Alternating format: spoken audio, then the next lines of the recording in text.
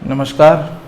स्वागत है आपका अपने चैनल न्यू इंडिया नव भारत निर्माण पर। फ्रेंड्स, जैसा कि आप जानते हैं कि हम पॉलिटी की कुछ सीरीज़ कर रहे हैं, कुछ संवैधानिक संस्थाएं और कुछ जो सांविधिक संस्थाएं उनका हम अवलोकन कर रहे हैं। तो पॉलिटी में जो लोग लेक्चर पहली बार देख रहे हैं, आप इस लोगों को देख के समझ गए होंगे कि आज हम राष्ट्रीय मानवाधिकार आयोग के बारे में अध्ययन करेंगे। राष्ट्रीय मानवाधिकार आयोग, और इसका लोगो आप देख सकते हैं इस तरह से यहाँ पे, नेशनल ह्यूमन राइट कमीशन, और जो इसका वाक्य है वो है सर्वे भवन्तु सुखिना। तो इसे आप ध्यान में रखिए। तो हम इसे NHRC के नाम से संबोधित करेंगे। फ्रेंड्स, जो लोग वीडियो पहली बार देख रहे हैं, मैं उन्हें बताना चाहूँगा कि हमारे जो लेक्चर्स होते हैं वो 0 से 360 डिग्री पर, जिस बात को मैं हमेशा जिक्र करता हूँ, बिल्कुल हम बेसिक से लेके चलते हैं। यानी कोई व्यक्ति किसी भी पृष्ठभूमि का हो, आर्ट्स से हो या किसी भी टेक्निकल बैकग्राउंड से हो, उसे समझने में, इवन कोई अगर कम पढ़ा लिखा आदमी है वो भी अपनी नॉलेज के लिए इन्हें देख सकता है, क्योंकि हमारा मोटिव यही है, नव भारत निर्माण। और ये सिर्फ नॉलेज बिल्डिंग नेशन को बनाने के लिए हमारा जो ये मिशन है। तो आपकी जितनी भी ऑब्जेक्टिव एग्ज़ाम है जिसमें प्री लेवल के क्वेश्चन आते हैं, और साथ ही में जो हमारा वर्तमान में जो उद्देश्य है, अगर UPSC और स्टेट PCS यानी कि जो हमारा RS है, मेंस नेचर की मैं बात करूँ तो फ्रेंड्स, जो क्वेश्चन आते हैं उसके लिए भी यहाँ पर पूरी संपूर्ण समझ और कंटेंट को इसी तरह से हमने डिज़ाइन किया है ताकि आपके लिए ये 100% हो। इसके अलावा आपको किसी बाहरी सोर्स पर, किसी अन्य माध्यम पर जाने की ज़रूरत ना पड़े। तो फ्रेंड्स, शुरू करते हैं बिना समय गंवाए। तो उसका मैं एक ओवरऑल व्यू दे देता हूँ आपको कि हम किस तरह से लेक्चर को करेंगे।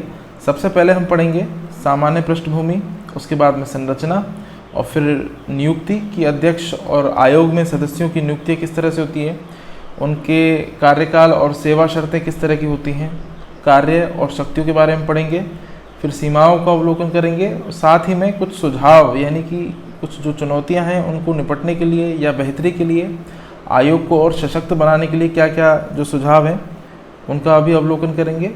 और मानवाधिकार संशोधन अधिनियम वर्ष 2006 में आया था, उसका भी एक छोटा सा हम एनालिसिस करेंगे। हालांकि ये ज़्यादा इम्पोर्टेंट नहीं है फ्रेंड्स, क्योंकि इसके बाद में और भी काफ़ी संशोधन हो चुके हैं। उसके बाद में मानव अधिकार संरक्षण संशोधन विधेयक वर्ष 2018, ये भी ज़्यादा इम्पोर्टेंट नहीं है, लेकिन हमें कुछ छोड़ना नहीं है। देखिए, हमारा मोटिव यही है, ये सबसे ज़्यादा इम्पोर्टेंट है इनमें, क्योंकि बाकी चीज़ें तो हम हर जगह पढ़ लेते हैं। और अभी ये इम्पोर्टेंट इसलिए है क्योंकि संशोधन 2019 में ही हुआ है, और इस पर प्रश्न बनना अब बहुत ज़्यादा एक तरह से प्रासंगिक हो गया है। UPSC में भी पूछा जा सकता है और RPSC में भी पूछा जा सकता है। तो फ्रेंड्स, ये इम्पोर्टेंट इसलिए है क्योंकि देखिए, पॉलिटी की जो M लक्ष्मीकांत की किताब है उसमें जो अपडेट वो है, जो भी उसका अपडेट वर्जन है, उसमें भी इसे अभी ये आया नहीं है, क्योंकि ये अभी कुछ महीने पहले, इसे 1 साल भी नहीं हुआ, कुछ महीने पहले ही अपडेट हुआ है। इसके अलावा NCERT में भी इसमें कोई भी जो अपडेट जानकारी वो नहीं है, क्योंकि NCERT देखिए बहुत सालों में अपडेट होती हैं। इसके अतिरिक्त हम कुछ इम्पोर्टेंट मेंस क्वेश्चन करेंगे और ऑब्जेक्टिव क्वेश्चन लेंगे, और सबके सॉल्यूशन आपको साथ में ही दिए जाएंगे। और बस ये इसका ओवरऑल व्यू है। तो शुरू करते हैं बिना समय गंवाए। तो फिर से स्वागत है आपका हमारे इस लेक्चर में, और अगले 1 घंटे तक आपको मेरे साथ बने रहना है फ्रेंड्स। तो देखिए, पहले बेसिक से ही जो समझ है उसे विकसित करते हैं। जो शब्द है मानवाधिकार, अब ये मानवाधिकार, मानव और अधिकार, यानी कि जो मानव को जो अधिकार दिए जाते हैं एक इंसान होने के नाते किसी भी व्यक्ति को, वही मानवाधिकार हैं। और उनसे तात्पर्य ऐसे अधिकारों से हैं जो व्यक्ति को मनुष्य होने के कारण प्राप्त होते हैं। व्यक्ति को मनुष्य होने के कारण प्राप्त होते हैं। आगे चलें तो इसमें देखते हैं अपन जो सामान्य इसकी पृष्ठभूमि है। भारतीय संविधान में मौलिक जो मानवाधिकार हैं उनके रूप में मौलिक अधिकारों की व्यवस्था है, जिसे उच्चतम न्यायालय संरक्षण प्रदान करता है। और जैसे कि आपको पता है, माननीय उच्चतम न्यायालय सुप्रीम कोर्ट है, वो मानवाधिकार का संरक्षक भी है और हमारे जो मौलिक अधिकार हैं उनका व्याख्याता और गारंटर भी है। तो संविधान का गारंटर और व्याख्याता उच्चतम न्यायालय को कहा जाता है। तो इस बात को आप ध्यान रखिए। वर्ष 1948 में घोषित मानवाधिकार अत्यंत व्यापक हैं, जो किसी राष्ट्र राज्य की सीमाओं से परे हैं, और मानवाधिकार पूरी मानव जाति को प्राप्त होते हैं। तो इनके बारे में आप ध्यान रखिए। जैसे जबकि जो मौलिक अधिकार होते हैं, मूल अधिकार, जैसे कि आप जानते होंगे संविधान में, वे केवल और केवल देश का नागरिक होने के कारण ही आपको प्राप्त होते हैं।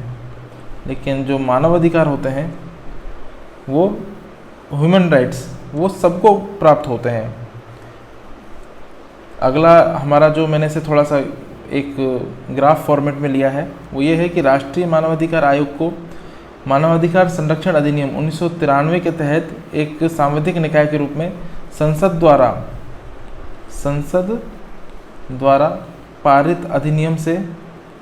विधेयक बिल अधिनियम से पारित करवाया है। तो ये क्या है, एक सांविधिक निकाय है।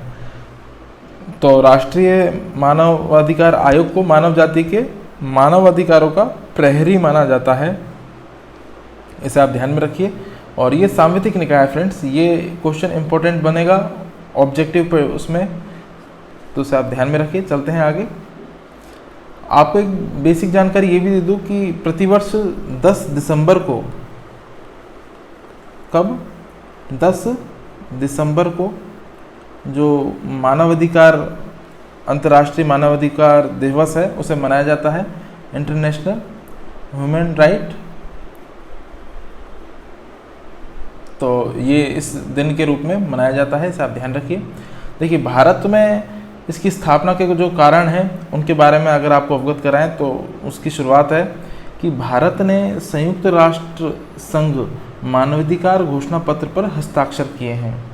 तो ये यूनाइटेड नेशन है और विश्व में जो सबसे बड़ी संस्था है जहाँ से रेगुलेशन किया जाता है वैश्विक नियमों का, उनके लिए सबसे बड़ी संस्था मानी जाती है संयुक्त राष्ट्र। इसके अतिरिक्त फ्रेंड्स, भारत के पुलिस आयोग की रिपोर्ट में भी राष्ट्रीय मानवाधिकार आयोग की स्थापना पर बल दिया गया है। और नेशनल ह्यूमन राइट कमीशन यानी राष्ट्रीय मानवाधिकार आयोग उच्चतम न्यायालय की शक्तियों का विरोधी नहीं वरन पूरक है, क्योंकि मानवाधिकार की रक्षा हेतु उच्चतम न्यायालय के इन कार्यों के बोझ को कम करने के उद्देश्य से ही इस संस्था यानी नेशनल ह्यूमन राइट कमीशन की स्थापना की गई है। अगर इसकी संरचना को हम देखें तो संरचना में देखिए, अंतर्राष्ट्रीय संधियां जो पेरिस संधि के अनुसार है, उसमें भारत में जो ह्यूमन राइट कमीशन यानी मानवाधिकार आयोग की जो स्वायत्तता है उस पर अधिक बल दिया गया है। और यह एक बहुसदस्यीय संस्था है जिसमें एक अध्यक्ष होता है और 4 अन्य सदस्य यानी स्थायी प्रवृत्ति के होते हैं। तो उनके बारे में जान लेते हैं। देखिए, अध्यक्ष की जो अब तक परंपरा रही है वो यही है कि जो भी सुप्रीम कोर्ट यानी माननीय उच्चतम न्यायालय सुप्रीम कोर्ट के जो मुख्य न्यायाधीश होते हैं यानी चीफ जस्टिस ऑफ इंडिया होते हैं, वही इसके अध्यक्ष बनते हैं। जैसे वर्तमान में HL दत्तू साहब हैं जो वर्ष 2018 से इस पद पर आसीन हैं। और जो 4 अन्य सदस्य होते हैं इनके बारे में भी मैं आपको बता दूं कि जो राष्ट्रीय अल्पसंख्यक आयोग है, नेशनल कमीशन फॉर माइनॉरिटी, और एक है आपका राष्ट्रीय महिला आयोग, नेशनल कमीशन फॉर वीमेन, और एक है आपका अनुसूचित जाति यानी SC आयोग के कमीशन के अध्यक्ष, और एक है ST आयोग के अध्यक्ष। तो फ्रेंड्स, ये इसके 4 अन्य सदस्य स्थायी होते हैं, इन्हें आप ध्यान में रखिए। और अध्यक्ष उच्चतम न्यायालय का अवकाश प्राप्त यानी जो सेवानिवृत्त हो जाते हैं वे मुख्य न्यायाधीश होते हैं, और 2 सदस्य उच्चतम न्यायालय अथवा उच्च न्यायालय के कार्यरत या अवकाश प्राप्त न्यायाधीश होते हैं, जो उसके अन्य सदस्यों में वे व्यक्ति होते हैं जिनको मानवाधिकार के संदर्भ में विशेष जानकारी हो। तो मानवाधिकार के संदर्भ में जो इन्हें विशेष अनुभव होता है वो इसके अन्य सदस्य होते हैं, तो इसे आप ध्यान में रखिए। चलते हैं आगे। देखिए, इसमें कुछ अन्य पदेन सदस्य, ये तो जो मैंने बताया 4 स्थायी, ये पदेन सदस्य होते हैं। इसके अलावा इसमें कुछ और भी पाए जाते हैं, जैसे कि महासचिव की बात करूं तो ये मुख्य कार्यपालक अधिकारी होता है, मुख्य कार्यपालक अधिकारी। और भी जो सदस्य होते हैं वो उच्चतम न्यायालय के कार्यरत या सेवानिवृत्त सदस्य न्यायाधीश के रूप में है, सेवानिवृत्त न्यायाधीश के रूप में यहाँ पर सदस्यता को ग्रहण करते हैं। तो इस तरह की यहाँ बातें हैं, और उनमें देखिए जो मुख्य बात वो यही है कि उन्हें मानवाधिकार का विशेष अनुभव होना चाहिए अपने क्षेत्र में। चलते हैं आगे, ये सबसे ज़्यादा इम्पोर्टेंट एस्पेक्ट है जो नियुक्ति की बात है। तो फ्रेंड्स, नियुक्ति के बारे में मैं आपको बताना चाहूँगा कि इनकी नियुक्ति एक 6 सदस्यीय समिति की अनुशंसाओं पर राष्ट्रपति द्वारा की जाती है, और इसके जो अध्यक्ष होते हैं वो माननीय प्रधानमंत्री जी होते हैं, और गृह मंत्री इसमें होते हैं। इसके अतिरिक्त लोकसभा के विपक्ष के नेता, राज्यसभा के विपक्ष के नेता, लोकसभा के अध्यक्ष जो माननीय ओम बिरला साहब हैं अभी, और राज्यसभा के उपसभापति। तो इन बातों का आप ध्यान रखिए। देखिए, सभापति को यहाँ पर क्यों नहीं लिया जाता? अगर राज्यसभा की बात करूँ तो यहाँ पर सभापति को इसलिए नहीं लिया जाता कि सभापति होते हैं वो उपराष्ट्रपति यानी कि सदन के सदस्य नहीं होते हैं, तो इसलिए उन्हें यहाँ पर इस समिति में शामिल नहीं किया जाता है। तो इस बात को आप ध्यान रखिए और इनको अच्छे से तैयार कीजिए फ्रेंड्स। ये आपसे पूछा जा सकता है क्योंकि 2019 में एक संशोधन हुआ, उसके बाद उससे पहले भी इस पर प्रश्न नहीं पूछा गया है, तो वर्तमान में इस पर पूछे जाने की जो वो है संभावना वो ज़्यादा है। राष्ट्रीय मानवाधिकार आयोग की स्वायत्तता एवं स्वतंत्रता बनाए रखने के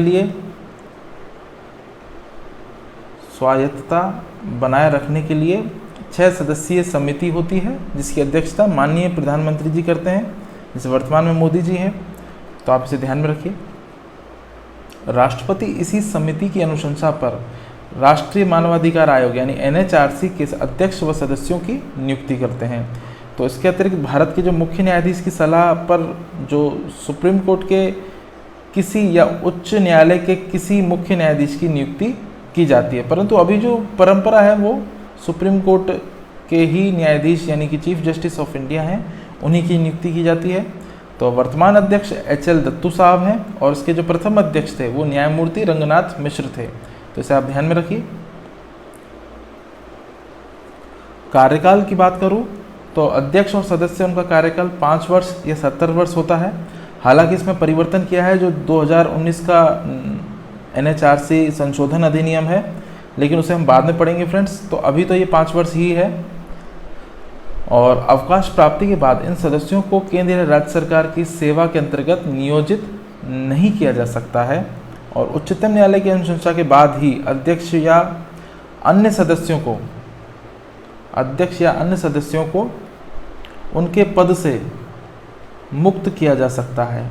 किसकी सलाह के बाद में? चीफ जस्टिस ऑफ इंडिया की सलाह के बाद में। तो आप इस बात को भी ध्यान रखिए और लिख लीजिए फ्रेंड्स इन बातों को। इसके बाद में आयोग के अध्यक्ष और सदस्यों की पद मुक्ति हेतु सुप्रीम कोर्ट की सहमति आवश्यक है। तो कार्यकाल के दौरान इनके पदों में कोई अलाभकारी परिवर्तन नहीं किया जा सकता है। तो इसे आप ध्यान रखें। और कार्यों की जो बात करें तो इसके कार्य देख लेते हैं। संविधान के उन प्रावधानों का क्रियान्वयन करना जिनमें मानवाधिकारों का उल्लेख है, और कोई भी व्यक्ति मानवाधिकारों के जो हनन की शिकायत करता है तो शिकायत इस राष्ट्रीय मानवाधिकार आयोग के समक्ष में जाती है, जिसे आयोग द्वारा निस्तारित यानी कि जल्दी से जल्दी सॉर्ट आउट किया जाता है, निस्तारित करने का प्रयत्न किया जाएगा। तो ये भी इसमें एक प्रमुख बात है। मानवाधिकारों के हनन के मामले की जांच की जाती है, और राष्ट्रीय मानवाधिकार आयोग इसका कार्य यही है कि वो मानवाधिकारों के संदर्भ में जागरूकता और संबंधित अनुसंधान को बढ़ावा दे और अंतर्राष्ट्रीय संधियों को लागू करवाए। तो इस तरह से जो विभिन्न जिला स्तर पर मानवाधिकार समितियां हैं उनके गठन किया जाएगा, और सरकारी एजेंसियों की सहायता उसमें की जाती है। तो ये इसके प्रमुख वो हैं कुछ वचन। और मानवाधिकार आयोग एक ऐसी संस्था है जो नागरिकों को निःशुल्क न्याय दिलाती है तथा मानवाधिकार के हनन पर स्वतः संज्ञान भी लेती है।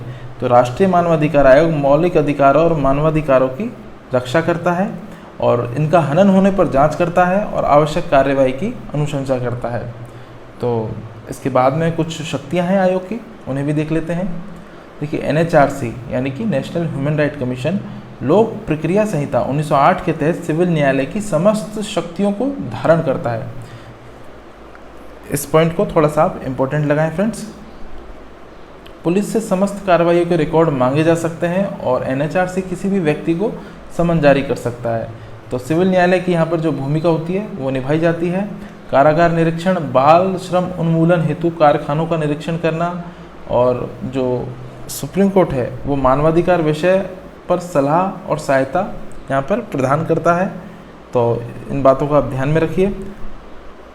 और ये जो निरीक्षण किए जाते हैं ये सब मानवाधिकार नियमों से संबंधित ही होते हैं। तो आयोग की अपनी कार्यप्रणाली है, इसके अनुसार कार्य करने के लिए वो अधिकृत है। तो आयोग जितने भी NGOs हैं उनके साथ में भी इस तरह के कार्य मिलजुल के करता है। प्रधान कार्यालय नई दिल्ली में है। भारत में अन्य संस्थानों पर भी कार्यालय खोल सकने की जो एक प्राधिकार है वो आयोग के पास में है। आयोग के पास स्वयं का जांच दल है। किसी अन्य अधिकारी, जांच एजेंसी, केंद्र या राज्य सरकार की मदद भी वह ले सकता है। तो इसे आप ध्यान में रखिए। और नेशनल ह्यूमन राइट कमीशन है वह जो NGOs हैं या अन्य संस्थाएं हैं उनके बीच में एक प्रभावशाली भूमिका निभाता है। जहाँ पर भी मानवाधिकार से संबंधित चीज़ों पर प्रश्न उठते हैं और ये उल्लंघन की सूचना प्राप्ति में भी जो मानवाधिकार से संबंधित उल्लंघन किए जाते हैं उनमें भी ये बहुत ही ज़्यादा कारगर है। तो आगे देख लेते हैं कुछ चीज़ें। NHRC के द्वारा किसी मामले की जांच पूरी होने के बाद निम्नलिखित कदम उठाए जा सकते हैं। तो फ्रेंड्स देखिए, इसमें पीड़ित व्यक्ति है उसे क्षतिपूर्ति हर्जाना देने हेतु सिफारिश करता है और इसके अतिरिक्त सरकार या प्राधिकरण से पीड़ित व्यक्ति की तत्काल अंतरिम सहायता प्रदान करने की सिफारिश कर सकता है। अब जो शब्द आ रहा है बार बार सिफारिश, और ये सिफारिश यानी कि इसकी जो सलाह है वो सलाह बाध्यकारी नहीं है। तो ये आप अपने इसे आराम से अपने दिमाग से सोच करके ये पता लगा सकते हैं कि मानवाधिकार आयोग की जो जितनी भी अनुशंसाएं होती हैं वो सलाहकारी प्रवृत्ति की होती है। और ये दोषी जो लोक सेवक हैं, दोषी लोक सेवक, उनके विरुद्ध जो हैबस कॉर्पस होता है यानी बंदीकरण होता है उस हेतु कार्रवाई भी कर सकता है और संबंधित सरकार से सिफारिश भी कर सकता है। तो ये इसकी प्रमुख बातें हैं। आयोग सुप्रीम कोर्ट या हाई कोर्ट में भी अपील करने की शक्ति रखता है। आयोग द्वारा स्वतः संज्ञान के परिणाम स्वरूप लोगों के मानवाधिकारों की रक्षा त्वरित और अनौपचारिक रूप से संभव होगी और राष्ट्रीय मानवाधिकार आयोग में पहुंचने व शिकायत दर्ज कराने हेतु पैसा भी खर्च नहीं होता है और लोगों की समस्याओं का निपटारा भी यथाशीघ्र होता है। तो इसे आप ध्यान में रखिए। अब कुछ इसकी सीमाएं हैं उन्हें देख लेते हैं। देखिए, सीमाएं इस बात को तय करती हैं कि किसी भी आयोग में कौन कौन सी ऐसी परेशानियां होती है जिनसे आयोग की जो प्रभुता है वो प्रभावित होती है। तो देखिए, NHRC के द्वारा दी गई अनुशंसाएं सलाहकारी होती हैं और NHRC के पास किसी को भी दंडित करने का अधिकार नहीं होता है, ना ही आर्थिक या अन्य प्रत्यक्ष सहायता देने का प्रावधान है। वो केवल सरकार से या संबंधित जो अथॉरिटी है उससे सिफारिश कर सकता है। NHRC सैन्य बलों द्वारा मानवाधिकार के हनन की जांच नहीं कर सकता है। तो ये आपसे MCQ में पूछा जा सकता है, चाहे UPSC का एग्ज़ाम हो चाहे RS का एग्ज़ाम हो। पटवार में भी MCQ पूछे जाते हैं, प्रश्न होते हैं, बड़े बड़े प्रश्न। तो आप इसे ध्यान में रखिए। और प्रश्न कहीं पर भी आए, हमें पढ़ाई तो पूरी नॉलेज के साथ में करनी है फ्रेंड्स। तो 1 वर्ष से पुरानी घटनाओं की जांच के लिए भी आयोग अधिकृत नहीं है। देखिए कितनी सारी सीमाएं हैं और आयोग की जो सलाह है वो बाध्यकारी नहीं होती है, ये मैं आपको पहले बता चुका हूँ। फिर भी एक प्रावधान है कि सरकार 1 माह की अवधि में आयोग को ये सूचित करेगी कि आपकी सलाह को हम क्यों नहीं मान रहे हैं। तो राज्य जो मानवाधिकार आयोग हैं उनके अधीन मामलों की जांच भी ये नहीं कर सकता है। और एनएचआरसी के पास मामलों की जांच हेतु अपने स्वयं के पर्याप्त अधिकारी भी नहीं है। यहाँ पर जो कर्मचारी हैं उनकी कमी है। चलते हैं आगे। मानवाधिकार अधिनियम 1993 में ये प्रावधान किया गया था कि मानवाधिकारों से संबंधित राज्य आयोग और जनपद समितियों की भी स्थापना होगी, परंतु राज्य सरकारों ने आयोग की स्थापना में विशेष रुचि नहीं दिखाई। तो ये भी इसका एक बहुत बड़ा ड्रॉबैक है। इसके अतिरिक्त एक जो चीज़ मैं आपको बताना चाहूँगा, जम्मू एंड कश्मीर में और जो नॉर्थ ईस्ट के हमारे राज्य हैं, या फिर आप जो नक्सल से प्रभावित क्षेत्र हैं, वहाँ पर जो भी विरुद्ध की गई कार्रवाई में मानवाधिकारों के जो हनन के आरोप लगाए गए थे, उनकी जांच करने का अधिकार इनके पास में नहीं है। तो वहाँ मानवाधिकार का जो वो है दायरा, वो समाप्त हो जाता है। तो ये भी देखिए एक बहुत बड़ी यहाँ पर सीमा, एक इसकी प्रभुत्वता पर, इसकी स्वायत्तता पर प्रश्न चिन्ह लगाता है। परंतु मानवाधिकार यहाँ पर सरकार को दिशा निर्देश या सरकार को सलाह परामर्श दे सकता है कि आप इस मामले पर संज्ञान लीजिए, और ऐसे मामले की भी वह जांच नहीं कर सकता जो मतलब जैसे कि मैंने आपको बताया जो राज्यों के तहत आते हों। और इसमें प्रमुख बातें यही हैं। आगे कुछ सुझाव हैं, सुझावों में देख लेते हैं। अध्यक्ष का मुख्य न्यायाधीश तक ही सीमित ना रहे। जो अध्यक्ष का पद है वो सुप्रीम कोर्ट के जो चीफ जस्टिस ऑफ इंडिया हैं उन तक ही सीमित ना रहे, बल्कि ये उच्चतम न्यायालय के अन्य न्यायाधीशों को भी ये पद सौंपा जाना चाहिए। हालांकि एनएचआरसी के चार्टर में संशोधन किया गया है 2019 में, लेकिन उसके परिणाम अभी आना बाकी हैं। तो परिणाम आना बाकी इसलिए क्योंकि पहले के जो अध्यक्ष हैं माननीय दत्तू साहब, वे इस पद पर आसीन हैं और उनका कार्यकाल अभी पूरा नहीं हुआ है, 2018 से उस पद पर बनाए हुए हैं। तो अगला देखते हैं, ऐसे सदस्यों की नियुक्ति की जाए जिन्हें मानवाधिकार से संबंधित मामलों का सार्वजनिक ज्ञान व अनुभव हो। सरकार द्वारा आयोग को पर्याप्त धन की व्यवस्था करनी चाहिए। एनएचआरसी के पास अधिकतर मामलों में जांच हेतु अन्य जांच एजेंसियों पर निर्भरता को समाप्त किया जाना चाहिए तथा विभाग में ही चयन और प्रशिक्षण की प्रक्रिया को पूरी हो।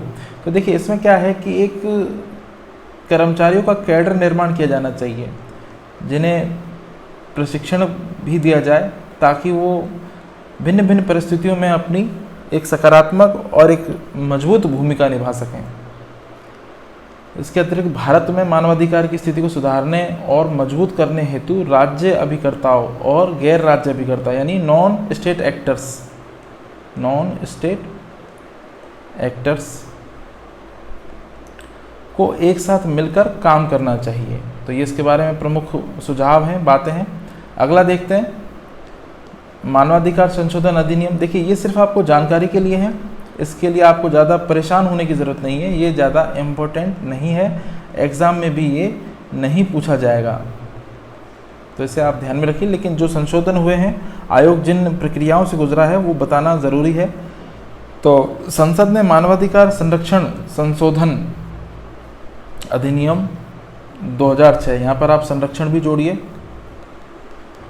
इस जगह पर, ये पारित किया है। और 1993 में जो प्रमुख संशोधन किए गए थे, जो अधिनियम आया था उसी में ये प्रमुख संशोधन किए गए हैं और इसमें कुछ निम्नलिखित विषय शामिल हैं। आइए उन्हें देख लेते हैं एक बार। राज्य मानवाधिकार आयोग के सदस्यों की संख्या 5 से घटाकर 3 कर दी गई है और सदस्यों की नियुक्ति में योग्यता संबंधी परिवर्तन भी किए गए हैं। जैसे कि मैंने आपको भी बताया कि जो अध्यक्ष होता है उसे मुख्य न्यायाधीश से अलग अन्य न्यायाधीशों को भी वहाँ पर नियुक्त किया जाना चाहिए। और मानवाधिकार आयोगों के साथ जो उपलब्ध जांच है और अनुसंधान तंत्र है, उपलब्ध जांच और अनुसंधान तंत्र, इन दोनों को ही सशक्त बनाया जाना चाहिए, मजबूत किया जाना चाहिए। जांच के दौरान क्षतिपूर्ति की अनुशंसा करने का अधिकार देकर सशक्त बनाया जाना चाहिए। और ये जो प्रवृत्ति है ये सलाहकारी ना हो, ये कैसी होनी चाहिए, बाध्यकारी होनी चाहिए। तो इस बात को आप ध्यान में रखिए। बंदी गृह में राज्य सरकार की अनुमति के बिना जाने का अधिकार होना चाहिए। और एनएचआरसी को योग्य बनाया जाना चाहिए कि वह अपने पास आई शिकायतों को जो राज्य स्तरीय मानवाधिकार आयोग हैं वहाँ पर भी स्थानांतरित कर सके या उनके जो गंभीर मामले हैं उनमें भी दखल दे सके। तो गवाहों के साक्ष्य का अभिलेखीकरण करने की प्रक्रिया, गवाहों के साक्ष्य का जो अभिलेखीकरण करने की प्रक्रिया है उसको भी मजबूत किया जाना चाहिए। तो ये कुछ मुख्य बातें हैं और ये स्पष्ट करना है कि जरूरी है कि राष्ट्रीय मानवाधिकार आयोग और राज्य स्तरीय जो मानवाधिकार आयोग हैं उनके अध्यक्ष इन दोनों आयोगों के सदस्यों से भिन्न स्थिति रखते हों। तो केंद्र सरकार को भविष्य के किसी अंतर्राष्ट्रीय प्रतिज्ञा पत्रों परंपराओं को अधिसूचित करने के लिए योग्य बनाया जाना चाहिए जिन पर कि अधिनियम लागू होता है। तो ये व्यवस्था राष्ट्रीय अनुसूचित जाति आयोग के अध्यक्ष या अनुसूचित जनजाति आयोग के अध्यक्ष वो इसके सदस्य होने चाहिए और उन्हें विशेष योग्यता जैसे कि जो अनुभव रखते हैं अपने अपने क्षेत्र में उस आधार पर लिया जाना चाहिए। तो केंद्र सरकार को ये इस पर ध्यान देना चाहिए और ध्यान दिया भी और काफ़ी सुधार हुए हैं। अगला है मानव अधिकार संरक्षण संशोधन विधेयक वर्ष 2018। तो फ्रेंड्स ये इम्पोर्टेंट ज़्यादा नहीं है और ये आपसे एग्ज़ाम में नहीं पूछा जाएगा, लेकिन नॉलेज के लिए आपके पास में कंटेंट तो कम से कम होना ही चाहिए, इसलिए हम इसे आपको करवा रहे हैं। तो आइए देख लेते हैं एक बार। केंद्रीय मंत्रिमंडल ने देश में मानव अधिकारों के बेहतर संरक्षण और संवर्धन हेतु मानव अधिकार संरक्षण संशोधन विधेयक 2018 को अपनी स्वीकृति दी और इस संशोधन से भारत में मानव अधिकार संस्थाओं को मजबूती मिलेगी। संस्थान अपने दायित्वों और भूमिकाओं व जिम्मेदारियों का कारगर निष्पादन कर सकेंगे। संशोधित अधिनियम से मानवाधिकार संस्थान जीवन, स्वतंत्रता, समानता तथा व्यक्ति के सम्मान से संबंधित अधिकारों को सुनिश्चित करने में सहमत वैश्विक मानकों का परिपालन करेंगे। तो इसमें ज़्यादा था नहीं, जो था वो मैंने आपको नोट्स में बिल्कुल एक्यूरेट करके दे दिया और इसे आपको बहुत ज़्यादा पढ़ने की या लिखने की ज़रूरत नहीं है। अब ये इम्पोर्टेंट है फ्रेंड्स, ये इम्पोर्टेंट है और एग्ज़ाम में आने वाले अगर क्वेश्चन बनेगा इससे तो वो इसी से ही बनेगा, क्योंकि ये लेटेस्ट और अपडेट जानकारी है। इसके अलावा आपको सामान्य जो पृष्ठभूमि मैंने आपको ऊपर बताई थी, इसकी स्थापना कौन से अधिनियम में हुई, कार्यकाल, सेवा शर्तें और इसके कार्य, इस तरह की जो बेसिक जानकारियां हैं वो आपको पता होनी चाहिए। इसके अध्यक्ष और सदस्य, उनकी नियुक्ति करने वाली जो समितियां हैं, नियुक्ति समितियां, तो नियुक्ति समिति, इसके बारे में ये छोटी मोटी जानकारियां हैं, इनके बारे में आपको पता होना ज़रूरी है। और ये जो है जो हम पढ़ रहे हैं यहाँ पर, ये सबसे इम्पोर्टेंट है। इसमें मानव अधिकार संरक्षण संशोधन विधेयक 2019, इसमें कुछ नए पहलुओं को जोड़ा गया है जिसके अनुसार आयोग का अध्यक्ष अब उच्चतम न्यायालय के न्यायाधीश को भी नियुक्त किया जा सकता है। यानी कि जो अन्य न्यायाधीश हैं, जो मुख्य न्यायाधीश नहीं है, उसके अतिरिक्त जो अन्य वरिष्ठ और अनुभवी जो न्यायाधीश के पद पर कार्यरत हैं उन्हें भी यहाँ पर नियुक्त किया जा सकता है। तो इसे आप ध्यान में रखिए। राज्य आयोग के सदस्यों की संख्या 2 से 3 की जाएगी, जिसमें एक महिला सदस्य होगी, क्योंकि जो महिला उत्पीड़न से जुड़े हुए मामले होते हैं उसमें एक महिला होना ज़रूरी है जांच के लिए और अपनी सलाह के लिए। एनएचआरसी जो अन्य पिछड़ा वर्ग के आयोग के अध्यक्ष हैं, राष्ट्रीय बाल अधिकार संरक्षण आयोग के अध्यक्ष हैं या दिव्यांगजनों संबंधी मुख्य आयुक्त को भी सदस्यों के रूप में शामिल किया जाना चाहिए। और राष्ट्रीय और राज्य मानवाधिकार आयोगों के जो अध्यक्ष हैं और सदस्य हैं, इनके कार्यकाल की अवधि को 5 वर्ष से कम करके 3 वर्ष किया जाएगा और वे पुनर्नियुक्ति के भी पात्र होंगे। परंतु काफ़ी ऐसे अध्यक्ष हैं जिनकी 3 वर्ष से बढ़ाकर 5 वर्ष भी किया जा सकता है, ऐसा इसमें प्रावधान है। तो ये इसके बारे में प्रमुख बातें थी। अब फ्रेंड्स कुछ ऑब्जेक्टिव प्रवृत्ति के प्रश्न हैं, उन्हें देख लेते हैं। देखिए, ये प्रश्न उस समय का है जब यहाँ पर जो कार्यकाल है वो 5 वर्ष ही होता था। और देखिए अब जो प्रावधान किया गया है वर्ष 2019 के अनुसार, 2019 के अनुसार जो प्रावधान किया गया है वो 3 वर्ष कार्यकाल है। परंतु यहाँ पर जितने भी प्रश्न हैं पूरे के पूरे इसी 2019 से पहले के ही हैं। तो वहाँ पर जो उत्तर है वो 5 वर्ष के नाम से ही हम इसे लेके चल रहे हैं और इस 3 वर्ष को भी बढ़ाया जा सकता है 5 वर्ष तक के लिए। तो वर्तमान में अगर हम कार्यकाल की बात करें, अगर एक शब्द में हमसे पूछा गया है तो हम उसे 5 वर्ष ही लेके चलेंगे फ्रेंड्स। तो आप इसे ध्यान में रखिए। यहाँ पे जितने भी प्रश्न हैं ये इसी प्रवृत्ति के अनुसार हल किए जाएंगे। ये मेरा आपसे निवेदन है ताकि आप कमेंट में करके परेशान ना हो स्वयं कि कार्यकाल जब 3 वर्ष का हो गया तो ये गलत क्यों बताया गया है। ये गलत नहीं है फ्रेंड्स, आपको मैंने बता दिया। तो पहला प्रश्न है, राष्ट्रीय मानवाधिकार आयोग के अध्यक्ष का कार्यकाल कितना होता है? 5 वर्ष और 70 वर्ष, जो भी पहले हो वो से माना जाएगा। दूसरा प्रश्न देखते हैं फ्रेंड्स, भारत के राष्ट्रीय मानवाधिकार आयोग के विषय में निम्नलिखित कथनों पर विचार कीजिए। तो यहाँ पर एक MCQ है और ये IAS में आया हुआ प्रश्न है, तो देख लेते हैं। इसका अध्यक्ष अनिवार्य रूप से भारत का सेवानिवृत्त मुख्य न्यायमूर्ति होना चाहिए। बिल्कुल सही बात है। जैसे वर्तमान में जो HL दत्तू साहब हैं वो इसके अध्यक्ष हैं और ये चीफ जस्टिस ऑफ इंडिया रह चुके हैं। अगला विकल्प देखते हैं, इसकी प्रत्येक राज्य में राज्य मानवाधिकार आयोग के नाम से संस्थापनाएं हैं। ऐसा नहीं है, ये जो विकल्प है ये गलत है, प्रत्येक राज्य में नहीं है। इसकी शक्तियाँ केवल सिफारशी प्रवृत्ति की होती हैं, ये बिल्कुल सही है। अगला विकल्प देखते हैं, आयोग के एक सदस्य के रूप में महिला को नियुक्त करना आज्ञापरक है। तो ये भी बिल्कुल सही है और 2019 में इसके लिए विशेष रूप से अनिवार्य रूप से प्रावधान है। तो इसे हम ऑप्शन नंबर डी सही है इसका। चलते हैं आगे, प्रश्न नंबर 3, राष्ट्रपति द्वारा 1993 में मानवाधिकार संरक्षण अध्यादेश संविधान के किस अनुच्छेद के अंतर्गत जारी किया गया था? तो देखिए, ये जो राष्ट्रपति की जो शक्ति होती है अध्यादेश जारी करने की शक्ति, अनुच्छेद 123 में है, तो इसे आप ध्यान में रखिए। और इस बार राज्यपाल के अध्यादेश जारी करने के जो प्रावधान है उसके बारे में ज्यों का त्यों 10 नंबर का एक प्रश्न आया था। मुझे प्रश्न एग्जैक्ट याद नहीं है, लेकिन ये RS मेंस में आया था। तो देखिए, प्रश्नों की प्रवृत्ति बहुत सामान्य होती है लेकिन बिल्कुल बेसिक होती है। बहुत टफ प्रश्न एग्जाम में नहीं पूछे जाते अगर आप एनालिसिस करें क्वेश्चन पेपर का। राष्ट्रीय मानवाधिकार आयोग के अध्यक्ष किस आयु से अधिक होने पर पद पर नहीं बने रहेंगे? तो ये 70 वर्ष है। अगला प्रश्न हम देखते हैं, क्वेश्चन नंबर 5,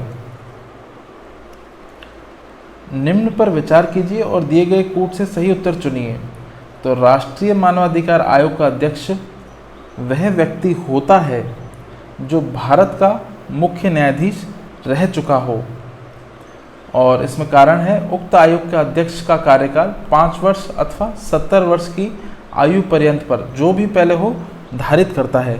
तो फ्रेंड्स, यहाँ पर जो विकल्प दिए गए हैं ये बिल्कुल यहाँ पर सही हैं दोनों, तो इसे आप ध्यान में रखिए। चलते हैं आगे, क्वेश्चन नंबर 6, राष्ट्रीय मानवाधिकार आयोग के अधिनियम 1993 के अनुसार निम्नलिखित में से कौन इस आयोग का अध्यक्ष बन सकता है? तो केवल भारत के सेवानिवृत्त मुख्य न्यायमूर्ति। अब देखिए, ये जो शब्द है ना, मुख्य न्यायमूर्ति यानी चीफ जस्टिस ऑफ इंडिया, तो आप इसमें अगर न्यायमूर्ति लिख देंगे तो उसे गलत माना जाएगा, तो इसलिए आप इसे ध्यान में रखिए इस तरह से। अगला प्रश्न हम देखते हैं, क्वेश्चन नंबर 7, वो क्या बोल रहा है कि मानवाधिकार संरक्षण अधिनियम 1993 का उद्देश्य था। तो मैंने आपको बताया था कि मानवाधिकारों के हनन से, उल्लंघन से संबंधित सभी अधिकारों की यहाँ पर जांच, शिकायत और उनका निपटारा किया जाता है। तो इसी तरह से जो विकल्प आप देख लीजिए, मानवाधिकारों को बेहतर संरक्षण प्राप्त करना और मानव अधिकार सुरक्षा आयोग का गठन करना, राज्य में भी इस तरह के जो सुरक्षा आयोग हैं उनका गठन करना। तो यहाँ पर जो उत्तर होगा वो डी हो जाएगा फ्रेंड्स। राष्ट्रीय मानवाधिकार अधिनियम यानी 1993 के अनुसार निम्नलिखित में से इस आयोग का अध्यक्ष हो सकता है। तो देखिए, वही प्रश्न है घूम फिर के, केवल सेवानिवृत्त भारत का मुख्य न्यायाधीश। ये बिल्कुल सटीक जवाब है, केवल। अगला प्रश्न देखते हैं, यहाँ पर आपसे पूछा जा रहा है कि मानवाधिकार संरक्षण कानून किस वर्ष में पारित हुआ? तो ये 1993 का अधिनियम है जो बार बार हम पढ़ रहे हैं। मानव अधिकार संरक्षण अधिनियम 1993 किस तिथि को लागू किया गया? तो यह है 28 सितंबर 1993। और अगला प्रश्न है, निम्नलिखित में से कौन उस समिति में शामिल नहीं है जो राष्ट्रीय मानवाधिकार आयोग के अध्यक्ष और सदस्यों की नियुक्ति हेतु संस्तुति करती है? तो मैंने आपको बताया था उपराष्ट्रपति क्योंकि ये सभापति होते हैं, राज्यसभा के सभापति होते हैं, तो मूलतः ये सदन के जो सदस्य में नहीं गिने जाते और वहाँ पर जो सदन के सदस्य होते हैं उन्हें ही इस तरह की जो समिति है उसमें लिया जाता है। अगला प्रश्न है 12वां, निम्न में से कौन सा एक राज्य मानव अधिकार आयोग का कार्य नहीं है। अब देखिए जो शब्द आया है नहीं है, तो उसी के हिसाब से इसका जवाब भी होगा। तो ये RS में आया हुआ प्रश्न है। तो यहाँ पर मानव अधिकारों के उल्लंघन की स्वेच्छा से जांच करना, ये तो सही है। किसी जेल को जाके देखना, मैंने आपको बताया था, बंदी गृह का निरीक्षण करना। मानव अधिकार की सुरक्षा का पुनरावलोकन करना, बिल्कुल सही है। मानव अधिकारों का उल्लंघन करने वाले को सजा देना, देखिए सजा देना नहीं है, सजा देने की सिफारिश करना है। और मैंने आपको बता दिया कि इसकी नेचर सलाहकारी प्रवृत्ति की है और वो सारी जो ये अनुशंसाएं देता है वो सरकार पर थोपी नहीं जा सकती, बाध्यकारी नहीं होती। अगला प्रश्न देखते हैं, क्वेश्चन नंबर 13, राज्य मानवाधिकार आयोग के अध्यक्ष और सदस्यों की नियुक्ति निम्न में से किसके द्वारा की जाती है। तो राज्य के राज्यपाल द्वारा, और जो राष्ट्रीय स्तर के जो राष्ट्रीय हमारा मानवाधिकार आयोग है वहाँ पर राष्ट्रपति द्वारा की जाती है। तो ये इसके बारे में प्रमुख बातें हैं। चलते हैं अगले प्रश्न की तरफ, क्वेश्चन नंबर 14, 14वां क्वेश्चन, राष्ट्रीय मानवाधिकार आयोग के अध्यक्ष व सदस्यों की नियुक्ति समिति में से कौन सदस्य नहीं होता है। राज्यसभा का सभापति। तो इसे आप ध्यान रखिए क्योंकि ये भारत के उपराष्ट्रपति महोदय होते हैं। अगला जो प्रश्न है उसे देखते हैं, क्वेश्चन नंबर 15, निम्नलिखित में से कौन राष्ट्रीय मानवाधिकार आयोग का वर्तमान में अध्यक्ष है। जस्टिस SS, ये जो प्रश्न है फ्रेंड्स, जैसे कि आप देख रहे होंगे, ये प्रश्न बहुत पुराना है और वर्तमान की अगर मैं आपको बात बताऊं तो वर्तमान में HL दत्तू साहब हैं। तो इसे आप ध्यान में रखिए। और जो प्रथम इसके आयोग के अध्यक्ष थे वे कौन थे, वे थे रंगनाथ मिश्र, न्यायमूर्ति रंगनाथ मिश्र। चलते हैं आगे, राष्ट्रीय मानवाधिकार कमीशन एक क्या है, एक कानूनी संस्था है। तो आप इसे ध्यान रखिए। और राष्ट्रीय मानवाधिकार, यहाँ पर एक विकल्प और भी हो सकता है, सांविधिक, ये सब गलत हैं। सांविधिक संस्था है क्योंकि इसका जो निर्माण है वो संसदीय विधि द्वारा एक बिल के पारित होने से हुआ है, जो आपको पता है 1993 राष्ट्रीय मानवाधिकार आयोग अधिनियम के हिसाब से। क्वेश्चन नंबर 17 में आपसे पूछा गया है कि मानव अधिकारों की अवधारणा का प्रमुख बल है।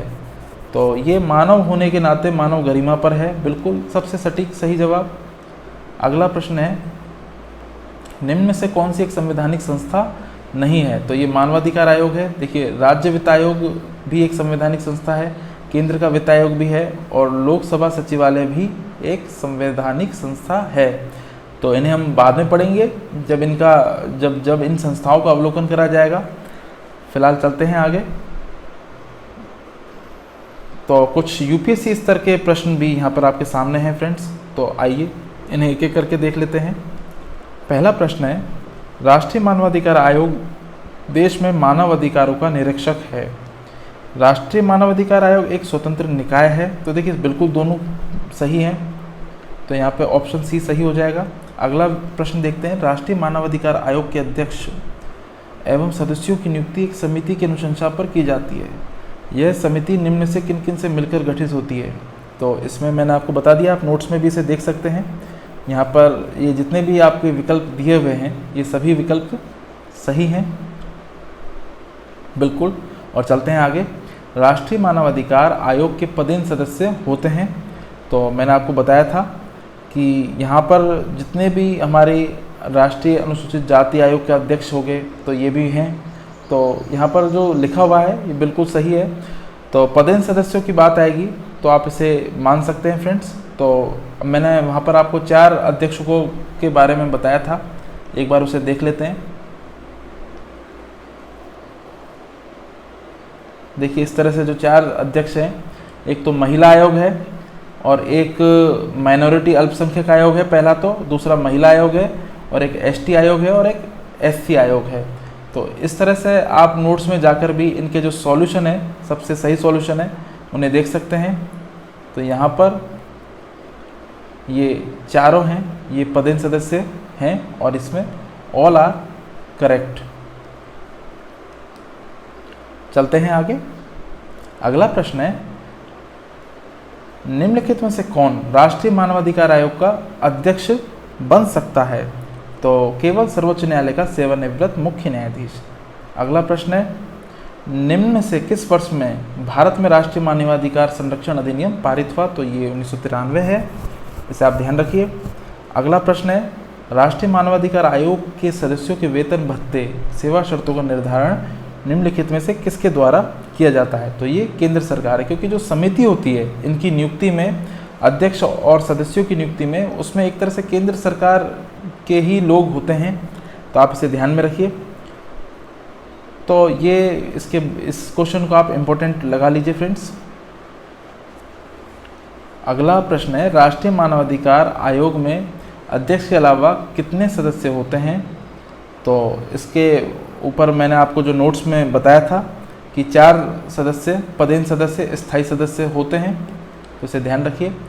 अगला प्रश्न है, राष्ट्रीय मानवाधिकार आयोग के अध्यक्ष का कार्यकाल कितना होता है? तो 5 वर्ष और 70 वर्ष की आयु, इनमें से जो भी पहले हो। राष्ट्रीय मानवाधिकार आयोग की स्थापना किस प्रकार की गई? तो राष्ट्रीय मानवाधिकार आयोग की एक संसद के द्वारा पारित एक अधिनियम के द्वारा की गई, 1993 के अधिनियम द्वारा। 10वां और आखिरी प्रश्न देखते हैं, जो ऑब्जेक्टिव नेचर का है। राष्ट्रीय मानवाधिकार आयोग एक संवैधानिक निकाय नहीं है, तो ये बात तो सही है। राष्ट्रीय मानवाधिकार आयोग एक गैर संवैधानिक निकाय है, तो ये बात भी सही है। और ये यूपीएससी में आया हुआ प्रश्न है फ्रेंड्स, तो इसे आप ध्यान में रखिए। तो ऑब्जेक्टिव क्वेश्चंस का जो सिलसिला था वो यहाँ पर समाप्त होता है, और अब जो हमारे प्रश्न शुरू होंगे वो मेंस प्रैक्टिस के हैं, और मैं आपको बता देता हूँ किस तरह की प्रवृत्ति के प्रश्न यहाँ पर पूछे जाएंगे आपसे। तो सबसे पहला प्रश्न है आपके सामने कि पूर्व मुख्य न्यायाधीश, देखिए ये प्रश्न कहीं पूछे नहीं गए हैं, ना कहीं पर आए हैं, लेकिन क्वेश्चन का जो अनुभव रहा है, चाहे यूपीएससी और आरपीएससी की बात करें, तो उसमें विश्लेषणात्मक पद्धति के प्रश्न ही पूछे जाते हैं, विश्लेषणात्मक। अब आरपीएससी भी जो यूपीएससी का पैटर्न है उसकी तरफ थोड़ा सा बढ़ रहा है आगे, तो आप इसे ध्यान में रखिए। पूर्व मुख्य न्यायाधीश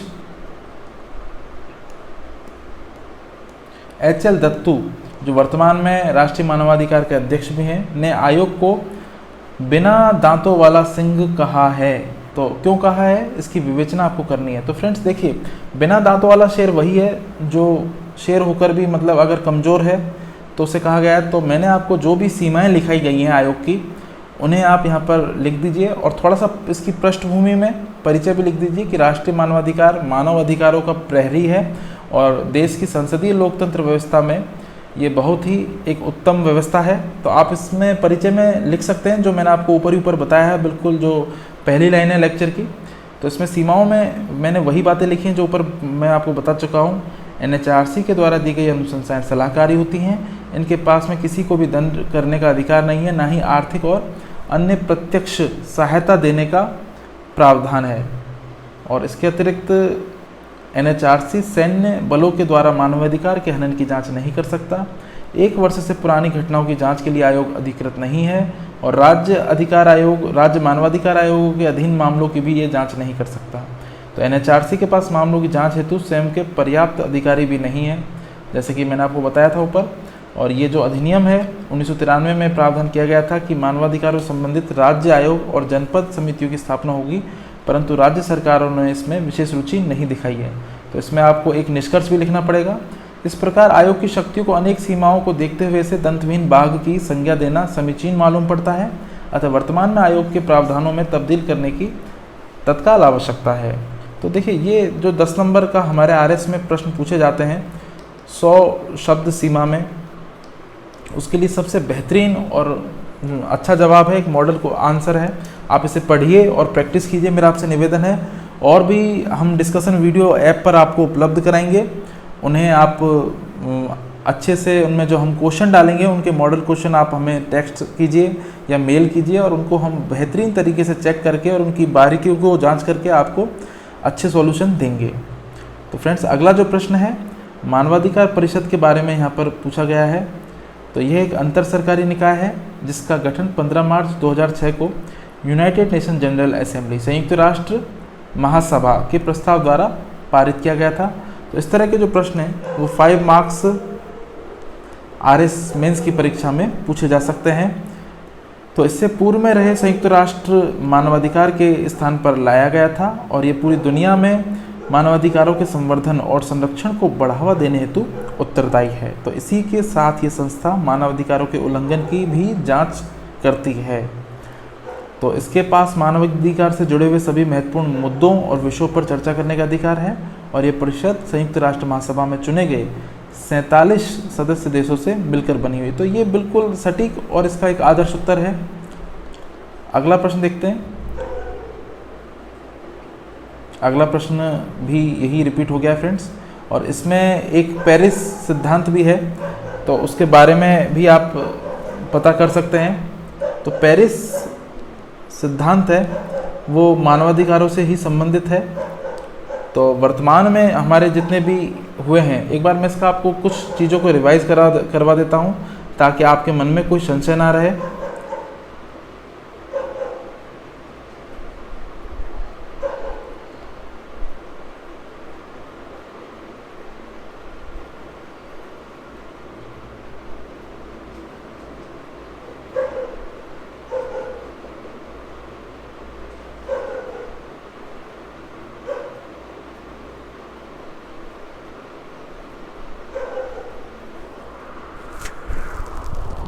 पेरिस सिद्धांत मानवाधिकार आयोग।